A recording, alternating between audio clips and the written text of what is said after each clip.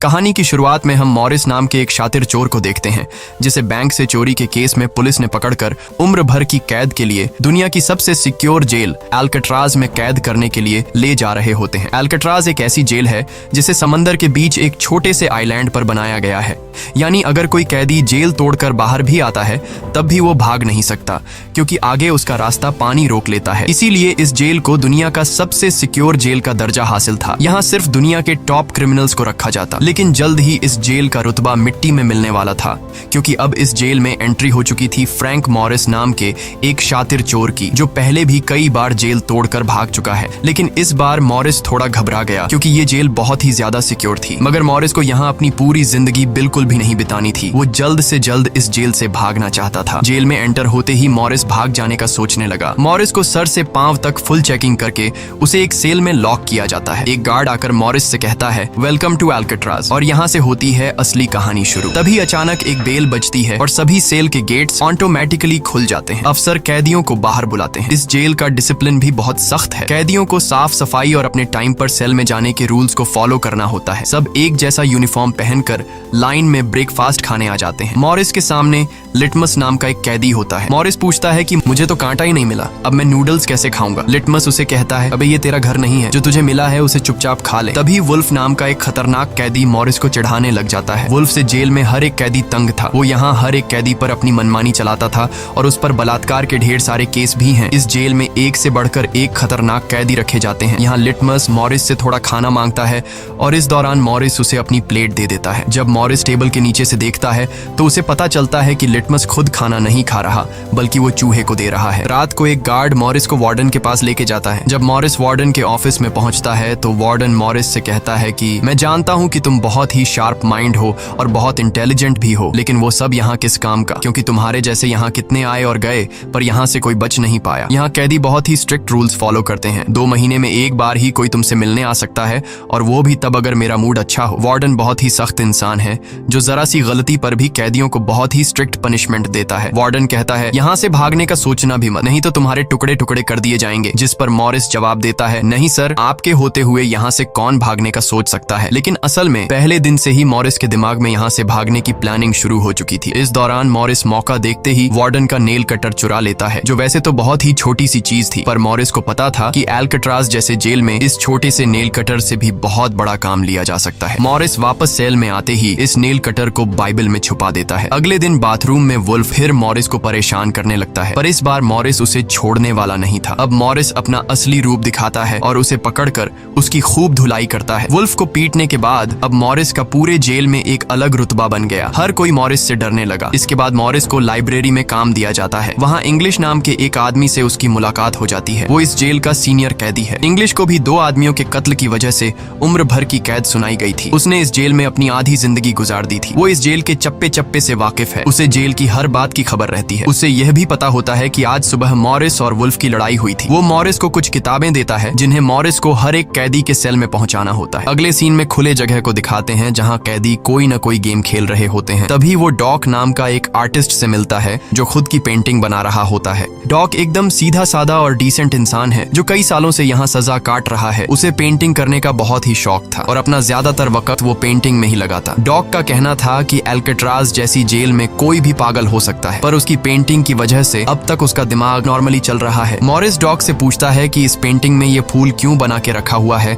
तुम्हारी शर्ट में ऐसा तो कुछ नहीं। डॉक कहता है कि यह मेरी खुशी है जो सिर्फ पेंटिंग में है, मेरे मन में नहीं। उसके बाद मॉरिस जब अपने दाएं तरफ देखता है तो उसे ऊपर इंग्लिश दिखाई देता है। मॉरिस इंग्लिश की तरफ जाता है। जब मॉरिस उसके करीब जाता है तो उसके चेले मॉरिस को रोक देते हैं। तब इंग्लिश इशारा करता है कि अपना ही आदमी है, आने दो। मॉरिस उसके पास जाकर बैठ जाता है और तुरंत अपने दिल की बात छेड़ देता है। मॉरिस उससे कहता है कि यहाँ से बचने में आप मेरी मदद करेंगे। ये बात सुनकर इंग्लिश तो हंस पड़ता है। देखो बेटा, ये महज सिर्फ जेल नहीं है, ये हम सबकी कब्र है। यहाँ से निकलना है तो पहले हमें मरना पड़ेगा, तब जाके हमारी डेड बॉडी यहाँ से कब्रिस्तान तक पहुँच पाएगी। चलो मान भी लो कि तुम इन बड़ी दीवारों पर चढ़ भी गए और उसके बाद खतरनाक फोर्सेस को क्रॉस भी कर लिया और किसी जादुई शक्ति से तुम यहाँ के सैकड़ों गार्ड से बचकर जेल से बाहर भी निकल जाओ, तब भी यहाँ से भाग नहीं पाओगे क्योंकि आगे तुम्हारा रास्ता समुंदर रोक लेगा। इसलिए टाइम बर्बाद मत करो और चुपचाप सजा काट लो, कम से कम जिंदा तो बचे रहोगे। लेकिन मॉरिस अपने इरादे का पक्का था, वो हर हाल में इस जेल से भागना चाहता था। उस रात एक अफसर मॉरिस को बताता है कि तुम्हें कल से कारपेंट्री का काम दिया गया है, 1 घंटे का 50 सेंट्स दिहाड़ी भी दी जाएगी। मॉरिस फौरन इस काम के लिए राजी हुआ, क्योंकि उसे लगा कि वहाँ उसे कोई ऐसा औजार मिल सकता है जिससे उसके भागने में काम आ सकता है। अगले दिन मॉरिस लिटमस से यहाँ से बचने का रास्ता पूछता है। लिटमस कहता है, अरे ये तो बहुत ही आसान है, हर सेल में एक एयर वेंट होता है, उसके जरिए तुम छत पर पहुंच सकते हो, वहाँ से शायद तुम बच पाओ। और मॉरिस की बातों पर मुस्कुराते हुए वहाँ से चला जाता है। तब डॉक मॉरिस को खबरदार कर देता है कि वुल्फ तुम्हारी तरफ आ रहा है। तभी वुल्फ मॉरिस पर चाकू से वार करने आता है। मॉरिस अपना कोट हाथ में लपेटकर उसके साथ लड़ने लग जाता है। इतने में एक गार्ड उसे रोकने आता है तो वुल्फ गार्ड पर भी चाकू से वार कर देता है। अब मामला बिगड़ जाता है और वॉच टावर का गार्ड शूट करने लगता है। तब जाकर मॉरिस और वुल्फ लड़ना बंद करते हैं। मॉरिस को पता नहीं था कि वॉच टावर पर भी एक गार्ड है। वो अब एक एक करके इस जेल की हर बात को नोटिस करने लग जाता है। मॉरिस और वुल्फ को गार्ड्स डी ब्लॉक में ले जाते हैं, जहाँ रात भर कैदियों को अंधेरे में रखकर टॉर्चर किया जाता है। ये एक ऐसा सेल था जहाँ कोई भी कैदी नहीं जाना चाहता था। जाने से पहले वुल्फ मॉरिस को धमकाता है कि बेटा, तेरी मौत तो मेरे हाथों होगी। उस रात मॉरिस को तरह तरह के टॉर्चर्स सहने पड़ जाते हैं, जिससे उसकी हालत काफी खराब हो जाती है। 2 हफ्ते तक इस अंधेरे वाले सेल में रहने के बाद उसे वापस उसके सेल में लेके आते हैं, जहां लिटमस अपने पालतू चूहे से मॉरिस को एक नोट भेजता है जिसमें लिखा होता है, वेलकम बैक मॉरिस। एक दिन चार्ली नाम का एक नया कैदी आता है जिसे मॉरिस के पास वाले सेल में रखा जाता है। मॉरिस और चार्ली में जल्दी दोस्ती हो जाती है। मॉरिस फिर उसे अपने दूसरे दोस्तों से भी मिलवाता है। उसी समय वार्डन बिना किसी को बताए हर एक कैदी के सेल को चेक करता है। जब वो डॉग के सेल में जाता है तो डॉग के सेल में उसके बनाए हुए कई पेंटिंग्स होते हैं। वार्डन हैरान रह जाता है कि दिन ब दिन उसकी पेंटिंग तो बढ़ती जा रही है। डॉग ने वार्डन की पेंटिंग भी बना के रखी होती है। उसे देखकर वार्डन मुस्कुराने लग जाता है, लेकिन पता नहीं क्यों अगले दिन वार्डन डॉग के सेल में बनाई गई सभी पेंटिंग्स को बाहर फेंकने का गार्ड्स को ऑर्डर देता है। वार्डन के इस फैसले ने डॉग को अंदर से पूरी तरह तोड़ दिया, क्योंकि डॉग सिर्फ अपनी पेंटिंग के ही सहारे जिंदा था। वह अपने हर एक बनाए हुए पेंटिंग से बहुत प्यार करता था, क्योंकि यहाँ उसकी सिर्फ एक ही खुशी थी और वो भी उस बेचारे से छीन ली गई।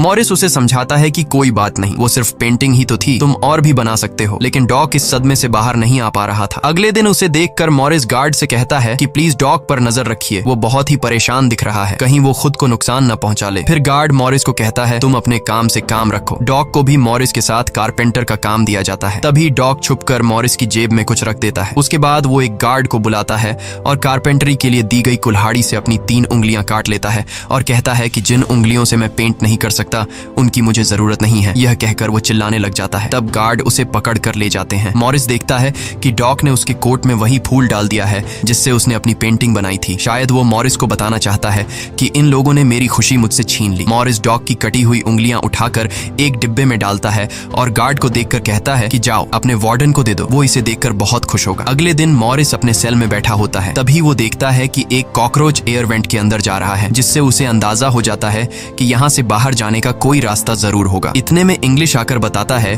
कि डॉग ने खुद की उंगलियां इसलिए काटी क्योंकि उसे पेंटिंग करने की परमिशन रद्द कर दी गई थी, इसीलिए उसने तंग होकर अपनी उंगलियां काट ली। यह जानकर मॉरिस को बहुत गुस्सा आता है। अगले दिन डाइनिंग हॉल में वार्डन मॉरिस से पूछता है कि तुम इस डॉग को इतना सपोर्ट क्यों कर रहे हो। वह कहता है ऐसा कुछ नहीं है। ये कहकर मॉरिस वापस टेबल पर जाकर बैठ जाता है। वहाँ उसकी मुलाकात 2 भाइयों जॉन और क्लैरेंस से होती है, पर मॉरिस उनसे ऐसे बात करता है जैसे वह उन्हें पहले से जानता हो। जॉन और क्लैरेंस दरअसल ये दोनों किसी और जेल में मॉरिस के गैंग में थे। जॉन को अब जेल से भागने का काम आसान लगने लगा, क्योंकि ये दोनों भाई मॉरिस की तरह शार्प माइंड थे और अब ये तीनों जेल से भागने की प्लानिंग करने लगे। दोपहर को चार्ली की गर्लफ्रेंड उससे मिलने आती है। दूसरी तरफ इंग्लिश की बेटी उससे मिलने आई होती है। इंग्लिश अपनी बेटी को देखते ही उसकी आंखों में आंसू आ जाते हैं, क्योंकि उसकी बेटी उसकी गैर मौजूदगी में काफी बड़ी हो चुकी थी और इंग्लिश को अपनी बेटी का बचपन न देख पाने का बहुत अफसोस था। दूसरी तरफ चार्ली को उसकी वाइफ बताती है कि तुम्हारी माँ बहुत बीमार है और डॉक्टर कहते हैं कि वह 1-2 महीनों से ज्यादा नहीं बच पाएंगी। ये बात सुनकर अब चार्ली भी अल्काट्राज से भागने का सोचने लगता है और इतने में गार्ड आकर कहता है कि बात करने का समय खत्म हो चुका है। अब चार्ली बहुत परेशान होता है। वह उस रात मॉरिस से कहता है कि अगर तुम यहाँ से भागने का प्लान बनाओ तो मुझे भी शामिल कर लेना। अगले दिन मॉरिस, चार्ली, जॉन और क्लैरेंस की मीटिंग होती है। तब मॉरिस उन्हें बताता है कि हर सेल का एयर वेंट ऊपर छत पर खुलता है और दूसरी बात ये कि ये जगह खारे पानी से भरे समुद्र के बीच है, जिसकी वजह से दीवारें कमजोर हो गई हैं। मेरे पास एक नेल कटर है और मैंने खुदाई पहले से शुरू भी कर दी है। अगर मैं थोड़ा थोड़ा करके खोदूं और एक छोटा सा टनल बनाकर छत पर पहुंच जाऊं तो इस जगह की जांच करने के बाद पता चल जाएगा कि यहाँ से कैसे भागा जा सकता है। जॉन पूछता है कि रात को अगर गार्ड्स को पता चल गया कि तुम अपने सेल में नहीं हो तो उन्हें शक नहीं होगा क्या? तभी क्लैरेंस बताता है कि इस मसले का हल मेरे पास है। वो कहता है कि यहाँ मेरे पहचान का एक बार्बर है जो कैदियों के बाल काटता है। वह हमें बाल सप्लाई कर सकता है और उसे यूज करके हम एक डमी हेड बनाकर उसे बेड पर लिटा देंगे, जिसके बाद अगर हम दीवार की सुरंग से निकलकर ऊपर छत पर भी होंगे तब गार्ड्स को शक नहीं होगा, क्योंकि हमारे सेल के बेड पर नकली सिर रखे होंगे। पर बात अभी भी वहीं अटकी हुई थी कि जेल से तो निकल जाएंगे, लेकिन समुद्र का पानी कैसे पार करेंगे? मॉरिस जॉन से कहता है, देखो इसमें मुझे तुम्हारी मदद की जरूरत पड़ेगी। तुम तो क्लोजिंग डिपार्टमेंट में काम करते हो, वहां तुम्हें उन पुलिस अफसरों के लिए बनाए गए रेनकोट्स मिल जाएंगे, तो तुम कुछ रेनकोट्स चुरा कर मुझे दे देना। हम उससे एक ट्यूब बोट और लाइफ जैकेट बनाकर समुद्र को पार कर सकते हैं। यहाँ चार्ली कहता है, भाई मुझे भी कोई काम दो, मैं भी तुम लोगों की मदद करना चाहता हूँ। मॉरिस चार्ली से कहता है कि जब मैं वेंटिलेशन की जाली खोदूं तो तुम पहरा देना ताकि कोई गार्ड हमें देख न ले, और जब तुम खोदोगे तब मैं पहरा दूंगा। मॉरिस का प्लान सभी को पसंद आता है और उसी रात में काम शुरू कर देते हैं, लेकिन दीवार खोदने के लिए नेल कटर बहुत छोटा था, जिसे चलाने में मॉरिस को बहुत जोर लगाना पड़ता और मॉरिस को दीवार खोदने में काफी मुश्किल हो रही थी। उसके हाथ में कहीं छोटे भी आई, लेकिन वो धीरे धीरे उस होल को खोदने लगता है। अगले दिन वो खाने के टेबल पर अपने दोस्तों से कहता है कि मुझे खुदाई के लिए एक बड़े औजार की जरूरत है, नेल कटर से दीवार खुरेदना बहुत मुश्किल हो रहा है। तभी मॉरिस ने अपने हाथ में चम्मच को देखते हुए उसके दिमाग में एक आइडिया आया। वो जानबूझकर चम्मच को अपने जूते पर घिसकर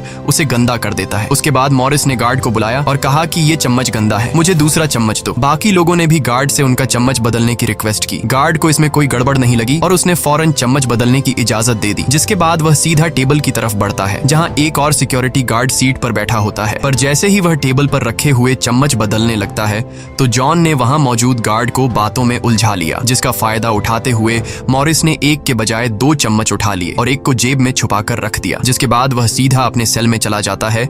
रात को इंग्लिश उसे बुक देने आता है तो मॉरिस पूछता है कि क्या यहाँ पर वेल्डिंग करने वाला कोई इक्विपमेंट मिलेगा? इंग्लिश समझ जाता है कि मॉरिस के सिर पर अब भी जेल से भाग निकलने का भूत सवार है। वह कहता है कि मैं तुम्हें पहले भी बता चुका हूँ कि तुम्हारी कोशिश बेकार हो जाएगी, क्योंकि तुम पकड़े जाओगे और शायद अपनी जान भी गंवा दोगे। इतने सालों में मुझे कभी भागने का ख्याल नहीं आया, क्योंकि मैं जानता हूँ ये इम्पॉसिबल है, लेकिन तुम जिद्दी हो तो मैं क्या कर सकता हूँ, करो कोशिश। लेकिन मॉरिस को उसकी वार्निंग का कोई फर्क नहीं पड़ता। वह अगले दिन लिटमस से माचिस मांगता है और कहता है कि अगर आप मेरी मदद करेंगे तो मैं आपके चूहे को अपने हिस्से का खाना हर रोज दूंगा। लिटमस खुश होकर ये डील मान जाता है, क्योंकि लिटमस को चूहा बहुत पसंद था। उसी रात लिटमस मॉरिस को अपने माचिस पास कराता है। मॉरिस नेल कटर के एक हैंडल को निकालता है, जिससे वह एक छोटा सा बेलचा बनाने जा रहा होता है। फिर वह चम्मच को तोड़कर नेल कटर की हैंडल से जोड़ लेता है। फिर माचिस चलाकर दोनों को अच्छी तरह से वेल्ड करके एक नुकीला औजार तैयार कर लेता है। बस फिर क्या था, वो वेंट के चारों ओर खुदाई शुरू करता है। चार्ली पहरा देता है। अगर कोई गार्ड उस तरफ आया तो वह तुरंत सीटी मारकर मॉरिस को सिग्नल देगा, पर पहरा देते देते चार्ली की आंख लग जाती है और तभी वहां पर एक गार्ड आता है। पर खुशकिस्मती से ऐन वक्त पर इंग्लिश ने बीच में आकर उस गार्ड का ध्यान भटकाया और दूसरी तरफ इंग्लिश की बातचीत सुनते हुए चार्ली की भी आंख खुल गई, लेकिन टेंशन में वह सीटी भी नहीं मार पाता। जिसके बाद वह कोई चीज गिरा देता है तो मॉरिस उसका इशारा समझकर वेंट को कवर करके बेड पर लेट जाता है। गार्ड पूछता है कि यहाँ कुछ जलने की स्मेल आ रही है। मॉरिस कहता है, सर आपके रहते मजाल है कि कोई स्मोक करेगा, मुझे तो कोई बू नहीं आ रही है। उस गार्ड को भी ठंडक पहुंचती कि चलो कोई तो मेरी कदर करता है। उसके जाते ही मॉरिस वेंट के चारों ओर कंक्रीट निकाल देता है, लेकिन वो देखता है कि वेंटिलेशन जाली के साथ पेच भी घुसे गए हैं, जिसे काटने के लिए कोई शार्प औजार लगेगा। इस दौरान मॉरिस को जब भी बाहर जाने का मौका मिलता तब वह ग्रिल से निकली हुई सीमेंट को चुपचाप बाहर गिरा देता। अगले दिन कारपेंटर का काम करते हुए वह एक मेटल उठा लेता है जो चाकू की तरह शार्प है, लेकिन चार्ली उसे कहता है कि मेटल डिटेक्टर से बचकर तुम्हें इसे बाहर कैसे लेके जाओगे। मॉरिस बहुत ही कॉन्फिडेंस से कहता है कि वो सब मैं देख लूंगा। जब मॉरिस बाहर जाता है तो दरवाजे पर मेटल डिटेक्टर बजने लगता है। दरअसल मॉरिस मेटल को हाथ में उठा लाया था। गार्ड पूछता है कि ये क्यों लेके जा रहे हो? मॉरिस कहता है, सर वो मैंने सोचा कि कपड़े टांगने के लिए इसे यूज करूंगा। गार्ड कहता है, ज्यादा होशियार मत बनो और वो मुझे दे दो। ये कहकर गार्ड वो मेटल उससे ले लेता है और मॉरिस को पूरी तरह चेक करके जाने देता है, लेकिन अपना हीरो तो हीरो है। दरअसल उसने 2 मेटल चुराए थे, एक हाथ में लाया था और दूसरा शूज में छुपा के रखा हुआ था। उस शार्प मेटल से वह ग्रिल को काट लेता है। अब बारी आती है गार्ड्स को चकमा देने के लिए नकली सिर बनाने का, जिसके लिए ये चारों अपनी जिम्मेदारी का काम करते हैं। चार्ली गार्ड से थोड़ा पेंट मंगवाता है। वो गार्ड से कहता है कि मुझे आर्ट बनाने का शौक है। गार्ड भी इनकार नहीं करता और पेंट उसको ला कर दे देता है। मॉरिस उस होल से निकाले गए कंक्रीट को पीसकर एक पाउडर बनाता है। जॉन नाई की दुकान से बाल इकट्ठा करके लाता है और क्लैरेंस लाइब्रेरी से पुरानी किताबें इकट्ठा कर लेता है। सारा सामान इकट्ठा होने के बाद मॉरिस पानी और पुराने मैगजीन का इस्तेमाल करके एक डमी सिर बनाने लगता है, जिसके ऊपर पेंट और नकली बाल लगाकर बिल्कुल रियल दिखने वाला एक नकली सिर तैयार कर लेता है। साथ ही साथ मॉरिस ने अपने प्लान को और मजबूत करने के लिए नकली कार्डबोर्ड बनाए जिससे कोई शक नहीं कर पाएगा कि सामने की दीवार में किसी ने सुरंग बनाई है। एक रात मॉरिस ने अकेले ही ऊपर जाने का फैसला किया, जिसके लिए उसने अपनी बनाई गई नकली खोपड़ी को बेड पर रखा और उसे गर्दन तक कंबल से ढक लिया। जिसके बाद वह नकली कार्डबोर्ड लेकर सुरंग से बाहर निकल आता है। वहां मॉरिस पाइप्स को पकड़कर धीरे धीरे ऊपर छत पर चढ़ जाता है। दूसरी तरफ चार्ली बाहर पहरा दे रहा होता है। छत पर पहुंचने के बाद मॉरिस देखता है कि वहां ऊपर एक लोहे का ग्रिल है जिस तक वह कूद कर भी नहीं पहुंच पाता। इसी बीच एक गार्ड आता है और चार्ली से पूछता है कि इतनी देर रात तक तुम पेंट क्यों कर रहे हो और तुम्हारा दोस्त मॉरिस आज इतनी जल्दी क्यों सो गया। चार्ली कहता है कि जी सर, आज मॉरिस कारपेंट्री का काम करते हुए थक गया था, इसलिए वह जल्दी सो गया। तभी अचानक गार्ड के हाथ से उसकी लाठी नीचे गिर जाती है। उसे उठाते हुए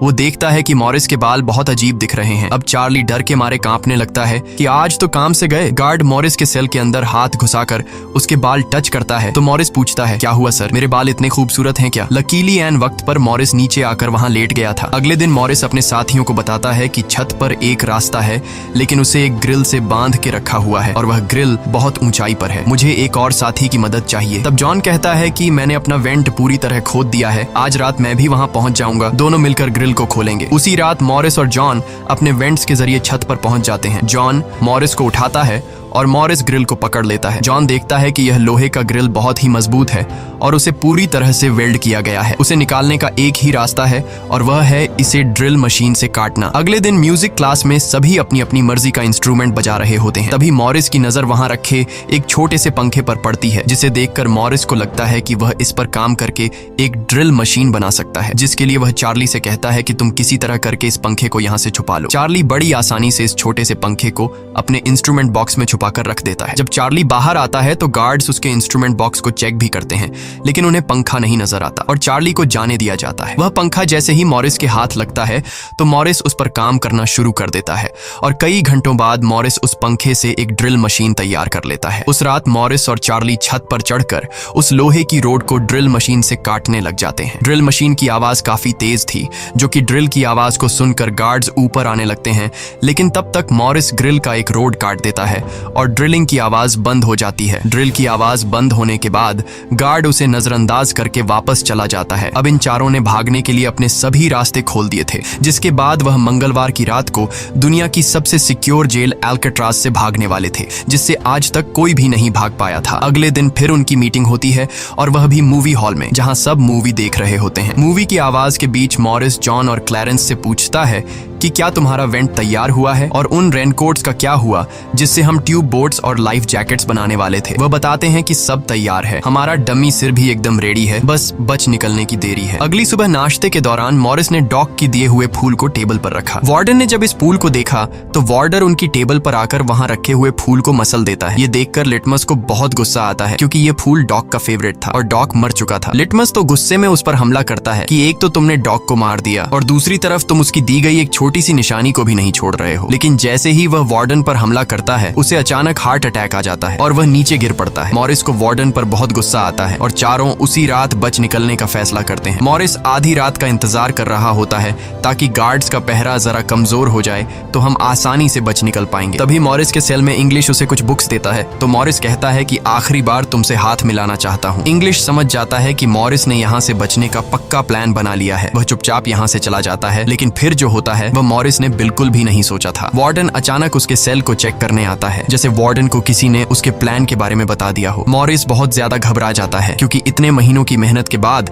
उसकी मेहनत पर पानी फिरने वाला था। वार्डन ने मॉरिस के सेल के हर एक कोने को चेक करने का हुक्म दिया। गार्ड मॉरिस के सेल की हर एक चीज को चेक करता है, लेकिन मॉरिस कोई आम कैदी नहीं था कि उसने कोई छोटा मोटा प्लान बनाया था, बल्कि उसने एकदम साफ और परफेक्ट प्लान बनाया था, जिसे वार्डन तो क्या बल्कि वार्डन का दादा भी नहीं पकड़ सकता था। यहाँ तक कि गार्ड ने जब खास उस जगह से सूटकेस हटाया जहां मॉरिस ने सुरंग करके भागने का रास्ता बनाया था, तो वहां भी मॉरिस नहीं पकड़ा गया क्योंकि उसने पहले से ही एक नकली कार्डबोर्ड बनाकर दीवार में बिल्कुल बारीकी से फिट कर लिया था। जब वहां कुछ नहीं मिलता तो वार्डन और गार्ड चले जाते हैं, लेकिन गार्ड बताता है कि मॉरिस और चार्ली रात भर बातें करते रहते हैं, मुझे तो दाल में कुछ काला लग रहा है। वार्डन कहता है ठीक है, कल तुम मॉरिस का सेल चेंज कर दो जिससे वो दोनों न साथ रहेंगे और न ही बात कर पाएंगे। अगले दिन ब्रेकफास्ट के टाइम पर वुल्फ मॉरिस को फिर धमकाता है और मॉरिस से कहता है कि आज रात तुम्हारी आखिरी रात होगी। मॉरिस अपने साथियों से कहता है कि यह गधा ठीक कह रहा है, आज रात यहाँ मेरी आखिरी रात ही होगी। लेकिन दोपहर को ही वुल्फ मॉरिस पर चाकू से वार करने जाता है। तभी इंग्लिश बीच में आकर वुल्फ को पकड़ लेता है। दरअसल इंग्लिश भी मॉरिस की मदद करना चाहता है, वह कामयाब हो या ना हो, लेकिन इंग्लिश मॉरिस के काम में मदद करना चाहता है। उस रात मॉरिस, जॉन, क्लैरेंस और चार्ली ने अपने अपने वेंट के रास्ते से निकलकर ऊपर छत पर मिलने का फैसला किया। यहाँ तो चार्ली अपने साथियों के साथ भागने के लिए राजी हो जाता है, लेकिन फिर जैसे ही वह सेल में पहुंचता है तो उसे घबराहट होने लगती है। सेल में अकेला बैठकर उसने प्लान में शामिल ना होने का फैसला किया और उसके बाकी 3 साथी अपने अपने वेंट के रास्ते से निकलकर ऊपर छत तक पहुंच जाते हैं। वह तीनों काफी देर तक चार्ली का इंतजार करते हैं, लेकिन काफी टाइम गुजरने के बाद जब उन्हें लगता है कि चार्ली नहीं आएगा तो वह चार्ली को छोड़कर निकलने का फैसला कर लेते हैं। वह तीनों अपने प्लान के मुताबिक आगे बढ़ने लगे, लेकिन इधर चार्ली की आंखों के सामने उसकी आजादी का सपना दूर होता जा रहा था। वह तीनों धीरे धीरे सर्चलाइट से छुपकर भागने लगे। इस तरह से वह छुप छुप कर बिल्डिंग के एंड पर पहुंच जाते हैं। तभी सेल में बैठे चार्ली के दिल में जोश आता है और वह भी भागने का इरादा कर लेता है। वह अपने वेंट के रास्ते से निकलकर ऊपर छत तक पहुंच जाता है, लेकिन अब बहुत देर हो चुकी थी क्योंकि वह अकेला वहां ऊपर के उस दरवाजे तक नहीं पहुंच पा रहा था। यानी उसने अपनी आजादी का मौका डर की वजह से गंवा दिया। दूसरी तरफ वह तीनों छत पर पाइप से लटक कर नीचे जमीन पर आ जाते हैं और टावर में बैठे सिक्योरिटी गार्ड की नजरों से बचते हुए जेल की आखिरी दीवार तक पहुंच जाते हैं और फिर वह तीनों बारी बारी उस फेंस की दीवार पर चढ़कर जेल से बाहर निकल आते हैं। अब वह तीनों तेजी से दौड़ते हुए समंदर के किनारे आ गए। फिर वह तीनों रेनकोट को निकालकर उसमें मुंह के जरिए हवा भरने लग जाते हैं। मुंह से भरने में उन्हें काफी टाइम लग रहा था, लेकिन इसके अलावा उनके पास कोई दूसरा रास्ता नहीं था। इसीलिए वह तीनों अपनी पूरी जान लगाकर जैसे तैसे करके रेनकोट से बनी ट्यूब बोट को आखिरकार फुला देते हैं और बोट को पानी में डाल देते हैं। इस तरह से यह तीनों अल्काट्राज के रुतबे को मट्टी में मिलाते हुए भाग जाते हैं। अगली सुबह एक गार्ड हर सेल को चेक कर रहा होता है। शुरुआत में गार्ड को सब कुछ नॉर्मल दिखाई देता है, लेकिन जब वो चार्ली के पास पहुंचते हैं तो चार्ली अपने सेल में भूत की तरह खड़ा होता है और दिल ही दिल में खुद को ताने दे रहा होता है कि काश कल रात को थोड़ा सा हिम्मत जुटा लेता तो शायद बाकी लोगों के साथ बच निकल जाता। गार्ड पूछता है कि तुम्हारा दोस्त यह इतनी देर तक क्यों सो रहा है। यह कहकर वो मॉरिस के सेल में जाकर उसे आवाज देता है, लेकिन मॉरिस की तरफ से कोई जवाब नहीं मिलता तो गार्ड को गुस्सा आता है और वो सेल खोलकर उसे बालों से पकड़कर उठाने की कोशिश करता है। लेकिन जब गार्ड उसे जोर से ऊपर की तरफ खींचता है तो सिर नीचे गिर जाता है। यह देखकर गार्ड के पैरों तले जमीन ही खिसक गई, क्योंकि मॉरिस अब सेल में नहीं बल्कि बाहरी दुनिया के मजे ले रहा है। बेड पर तो उसने अपना डमी हेड छोड़ दिया था, जिसके बाद पूरे अल्काट्राज में सायरन बजने लग जाते हैं। पूरे जेल में यह बात फैल गई कि जेल से कुछ कैदी भाग चुके हैं, जिसके बाद वार्डन जेल के चप्पे चप्पे में उन तीनों को ढूंढने लगता है। जब वो तीनों जेल के अंदर नहीं मिलते तो वार्डन समुद्र में एक सर्च ऑपरेशन चलाता है। वार्डन को यकीन नहीं होता कि वो तीनों बच निकल गए। उसे लगता है कि जरूर तीनों पानी में मरे होंगे, पर अंदर ही अंदर वार्डन जानता था कि वो तीनों बहुत ही स्ट्रांग थे। उन तीनों ने समुद्र के पानी को पार करके अब आजादी का सांस ले रहे होंगे। वार्डन से हेडक्वार्टर के अफसर सवाल पे सवाल उठा रहे होते हैं, तुम क्या सो रहे थे जब वो तीनों बच निकले। वार्डन बहुत ही टेंशन में होता है, लेकिन तभी वहां पर वार्डन को डॉग का वही फेवरेट फूल मिलता है। इसका मतलब ये था कि मॉरिस वार्डन से डॉग का बदला भी लेना चाहता था। तब सर्च टीम का हेड आकर बताता है कि सर, हर तरफ सर्च हो चुका है, लेकिन उनकी बॉडीज नहीं मिली। अब वार्डन अपनी नौकरी और खुद की इमेज बचाने के लिए उसे कहता है कि जैसा मैं कहता हूँ वैसे रिपोर्ट लिखो कि उन तीनों ने बचने की कोशिश की, लेकिन वो तीनों पानी में डूबकर मर गए। लेकिन वॉल्टन की इस बात पर किसी को भी भरोसा नहीं हुआ, जिसके बाद मॉरिस अल्काट्राज जेल तोड़ने से पूरी दुनिया में जीनियस के नाम से मशहूर हुआ। इस घटना के 1 साल के बाद अल्काट्राज जेल को बंद कर दिया गया, क्योंकि अब इसकी कोई गारंटी नहीं थी कि यहाँ से कोई बच नहीं सकता। इस तरह से सच्ची कहानी पर बनाई गई ये फिल्म खत्म हो जाती है। अगर वीडियो आपको अच्छी लगी हो तो हमारे चैनल को सब्सक्राइब और वीडियो को लाइक जरूर कीजिएगा।